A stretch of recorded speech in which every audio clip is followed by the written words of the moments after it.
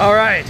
Oh, look, so much traffic. So I am just walking to the SM, and I've been so busy with Sumner. It's been going awesome, but I just had to, since everyone else is, sort of post my own comments as someone who has 23 years of direct service in the field of healthcare, especially psychology and mental health issues, things like that. That's a long time. That's more than half of my life. I started when I was 18.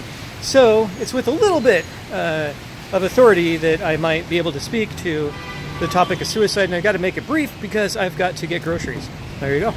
I really, brief, it's sort of pet peeve of mine is I really don't like all these things going around about the issue is that we need to have more focus on mental illness and the link calling people who are suicidal or who follow through with suicide mentally ill. That may sound counterintuitive to you, but people who are suicidal or who follow through with suicide may very well be quote-unquote mentally ill, whatever that is, I'm not sure, or they may not.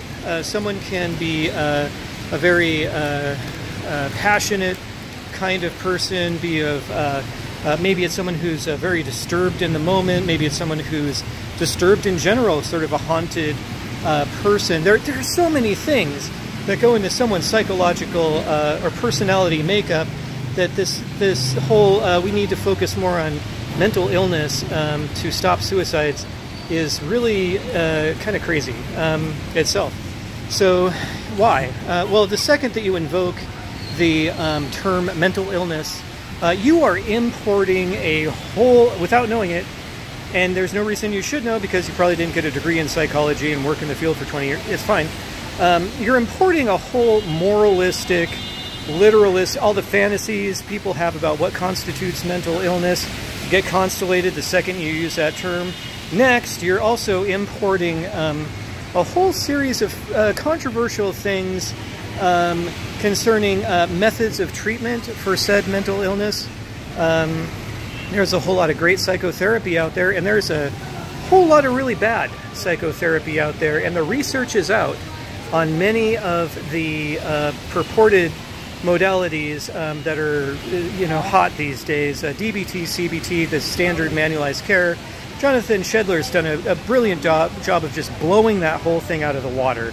And so I don't want to throw more of what's not working at the problem. The second modality that's often used is psychiatry, medications.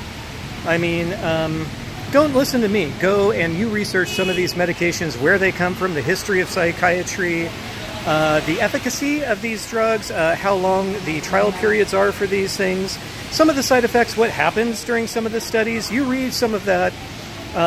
Read some of Robert Whitaker's work. He's a brilliant dude. He's a great journalist. So anyway, that's my brief sort of bit on this whole, we need more focus on mental illness to stop suicidality. We've had and the third point, we've had psychiatry for quite a long time now. Suicides aren't going down. We've had psychoanalysis for almost 100 years now. Suicides aren't going down. We've had psychotherapy for how long? Almost as long.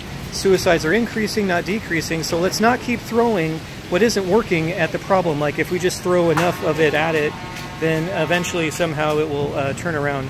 So anyway, that's kind of my brief rant on that. And now I am buying food for salad for my wife. Hope everyone's having a good day.